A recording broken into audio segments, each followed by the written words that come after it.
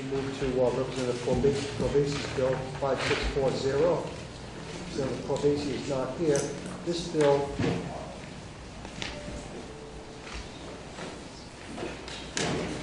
would require verifiable least cost energy procurements and standards for annual verification of energy efficiency. Michael Ryan from National Grid.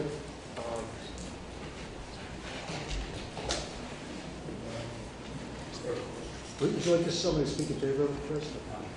Okay. Let's see. Doug Ginsky. Doug? If you could, we appreciate it if you could explain it as best you could.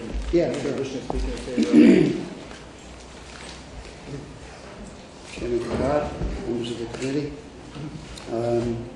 So there's two parts to this bill. It seeks to change the least cost procurement bill, law as it exists right now, so that there's a sampling of verification of the projected savings. When you have solar or other renewable projects, there's metering, so you can tell what's coming out of that. With energy efficiency, it is not verifiable, so it's projected and it's estimated. What this bill would do is require verification by an independent body, being the PUC. Right now, the projections are provided by National Grid, and you'll hear that it's independent and it's outsourced and all that, but nevertheless it's under their auspices rather than an independent third party with no interest at all in the outcome. Most people that are around the table have some kind of interest in the bill. So to get a third party involved that's independent, I think would provide a sense of integrity in the program, because I think there's a point now of doubtfulness on whether or not those are accidents. Not to say that they couldn't be, they could be. But I think if you allow for verification by the PUC, that there'll be undoubtedly at that point. The second part of this bill has to do with the energy efficiency or system benefit charge itself, which is gone up dramatically since 2008 when it was passed. In the package I provided with the pretty blue brochure, at the end of the testimony part is a graph that shows you how it's increased over the last 9 years, and it's been dramatic. And my members, which is called the Energy Council, or TechRI, is made up of large energy users. So it's not untypical that they have and spend $2 to $5 million a year on energy. So while one penny may not sound like a lot, in some cases it's $200,000 to $500,000, which could have been reinvested in the business to employ more people in the state. Most of the members are firm believers in energy efficiency. It's not like they're not, and in renewable. Some of them have invested with zest. Torrey, for example, a cogen project. They had the largest solar array that was built in the state when it was built. So the point here is not that they don't believe in the program or energy efficiency, because it's smart for businesses to do it, because it goes to their bottom line. So it's something they will do. But the cost to them at this point has risen so dramatically. What this bill asks for is just a cap to that system benefit charge for the next 5 years. It doesn't seek to decrease it. It doesn't seek to do anything less than is charged now. but it seeks to cap it. I think whenever you give money unabated year after year after year to a program, which certainly the General Assembly has not done on the state income tax for many years, I think that the programs get inefficient, and you're not trying to bring out the most efficiency in the programs. So I think it would be helpful on two counts there. That pretty much summarizes my testimony. I'm glad to answer any questions you may have. Thank you. Any questions for Mr. Ginsky? Thank you very much. Mike Ryan, is that speaking? Thank you, Mr. Chairman and members of the committee. I thoroughly disagree with Mr. Jablonski.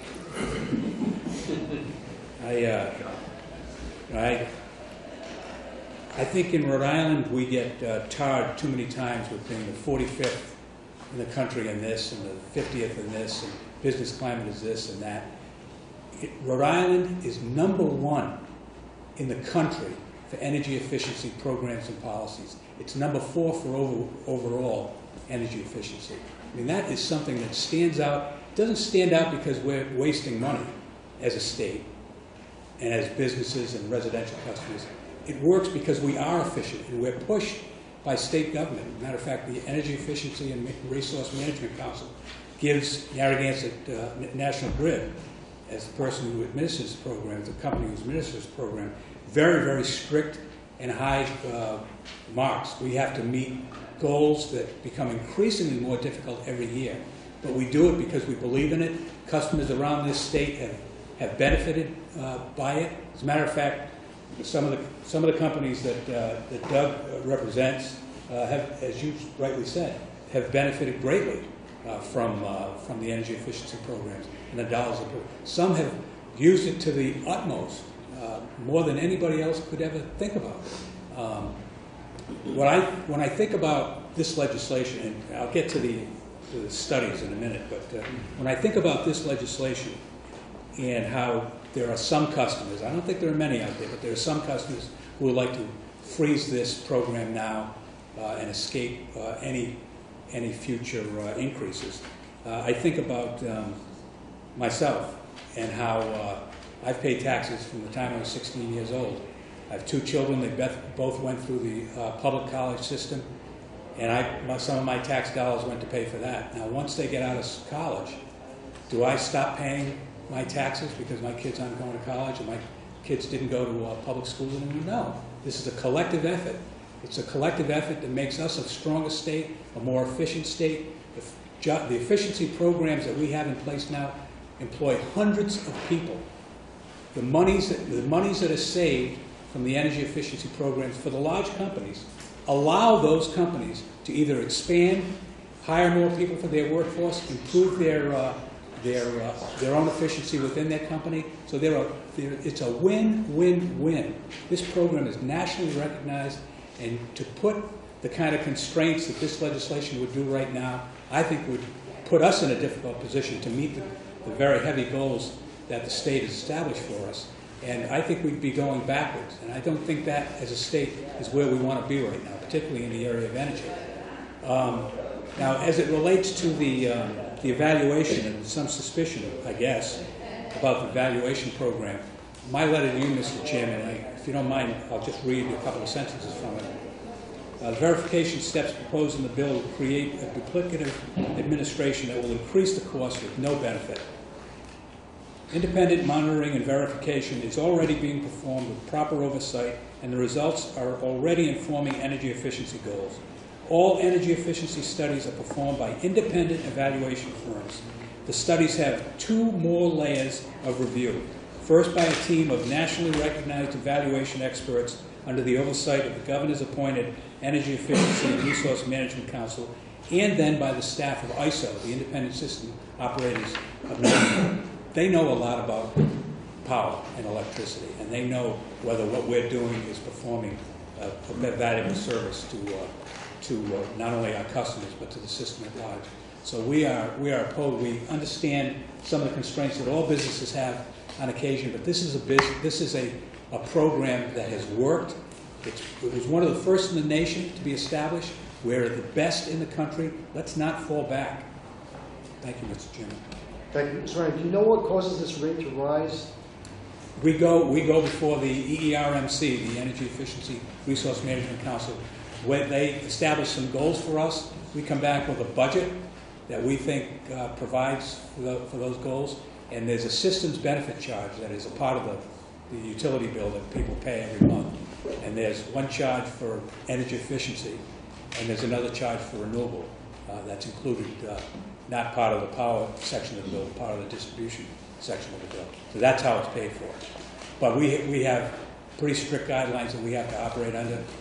They are not easy on us. We don't always agree with the goals that have been put forward because we think they're too aggressive, but we've tried to meet them, and I think we've been successful. I think that's why we're number one. Mr. Kaplinsky said that they've been rising, and just asking for a moratorium for 5 years, like a freeze on it for 5 years. So why does it rise every year? Well, it doesn't rise every year. As a matter of fact, right now we're operating on a flat budget. But what we may need 2 years from now when we go in for another 3-year budget is some increases based on what we collectively with the ERMC sees as the needs of the state. We may have a lot of companies that are represented by Doug's group that want to come in and do some very expensive projects. We need that money to do that. We don't know 2 years from now who's going to come in for a large project, not unlike what some of the companies that Doug alluded to before. So we need some of that flexibility. We don't waste money. I don't think anybody's ever accused us of wasting money. And we're looked over by the two verification groups and by the ERMC. And I think the PUC has a lot to say about it too. Representative Williams. You mentioned that you don't, cost doesn't rise every year. How many times has it risen, and how many years in between that has happened, if at all? It's probably risen over the years on an annual basis to some degree. Do you mind if I ask somebody who's with me if they have the answer to that? If it helps? Not at all. Michael, would you know? Yeah, Generally actually speaking. I can. Mind, Mr. Chairman? Mr. Chairman, members of the committee, my name is Michael McAteer, and I am National Grid's Director of Strategic Business Policy and Evaluation. I think one of the tenets that we would like to make very clear is that while these costs are going up, they are the lowest cost. This is the lowest cost resource for energy that you can purchase. For instance, we know from experience, and also from what Mr. Ryan has said in terms of the very deep, robust evaluation, that it is roughly 5 to 6 cents a kilowatt hour to invest in energy efficiency, and it is up to 12, 13, 14% to invest in the supply side. So this is a resource acquisition strategy, and if we go back and look at where we have come from as we've acquired more and more of this lowest cost energy, as we like to say, the first fuel, we have tried to design programs and strategies for all of our customers to help them reduce their costs, right? And now we're reaching a point where we are seeing the leveling off of that cost. It's actually going down as we go out into the future. Part of this is that we hope to bring in renewable energy to do that as well. So the most important piece of this is that while the costs are there, they are the lowest cost, and they're lower than the supply. And the future, ultimately, is to get to really low cost, which is all renewable energy.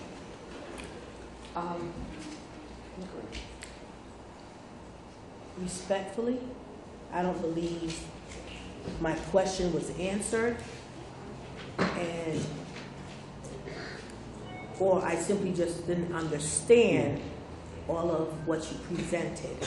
So again, I would ask, in as much as the product is the lowest, that's generally, it's very appreciative, and it's generally where a lot of things begin, at the lowest.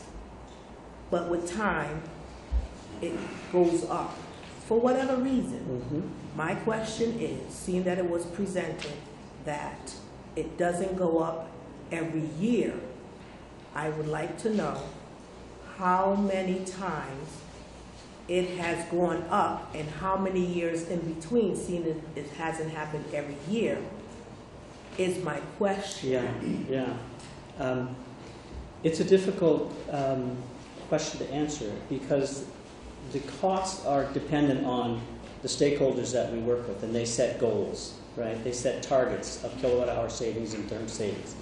And we then design strategies for all of our customers to meet those goals. So over the years, those costs have gone up.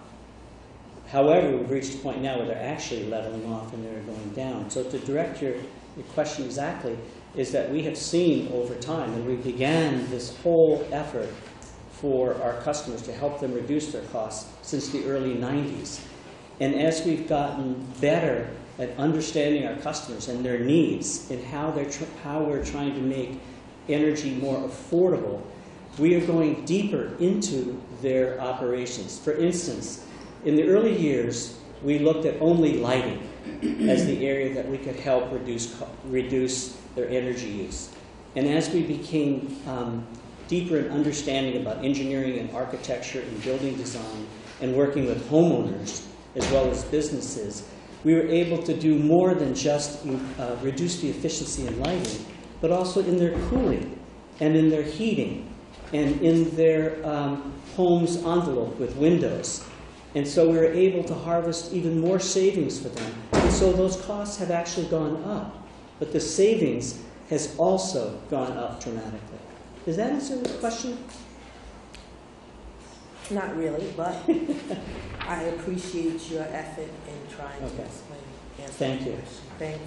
There's also, Representative, there's a report that's put out every year. I got the latest one. Probably get you a copy of that, and members of the committee might be useful as you evaluate this and other pieces of legislation. Thank you. Any other questions? Okay, David Garrahy from Clean Water Action, against, not speaking. Timmons Roberts, against, not speaking. Doug Ginsky spoke. Kat Burnham, People's Power and Light. Thank you, Mr. Chair. Members of the committee, for those of you who didn't hear me speak earlier, I'm Kat Burnham with People's Power and Light. We are a Rhode Island nonprofit.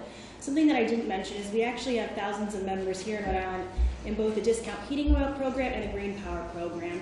And the bridge between both those programs is our energy efficiency program. Both of our members on both sides agree that it's wonderful to save on energy costs and reduce emissions, and that's exactly what these programs help achieve. The energy efficiency programs are working. And the process to establish them is really appropriate. Every month I join the Rhode Island Energy Efficiency Collaborative with a variety of stakeholders, the state, National Grid, Delivered Fuels, other nonprofits like myself, and it's open to all participants. And it helps inform the Energy Efficiency Resource Management Council. The process to create the 3-year plan and the annual plans are thorough, inclusive, and fair. I'll add that these programs really do give Rhode Island a competitive advantage. I'll try not to repeat too many of the points that were raised earlier, but I think it's wonderful that the ACEEE, the American Council for Energy Economics, ranked us in the top 10 nationally. And the report that was referred to earlier, the 2016 report by the EERMC, noted that Rhode Island realized $2.67 billion in economic benefits from these programs. And this proposal before you, unfortunately, will lead to higher energy spending on supply that will be imported from other states. That sends dollars out of our economy and ties us to sources like natural gas that are volatilely priced. Efficiency helps with our environmental concerns. Earlier tonight, we heard the concerns about climate change and pollution. Again, efficiency is a hedge against that. You can read my remarks, I'll keep it short. But these programs really are an investment. I think it's important to consider it that way. It prevents us from incurring higher energy costs down the line. So it's a real local resource that I hope we can protect. So I thank you for your time and welcome any questions you may have. Thank you. Any questions? Thank you very much. Carol Grant, the Office of Energy Resources. Thank you, Mr. Chairman. I'll be very brief because the people before me have been very eloquent.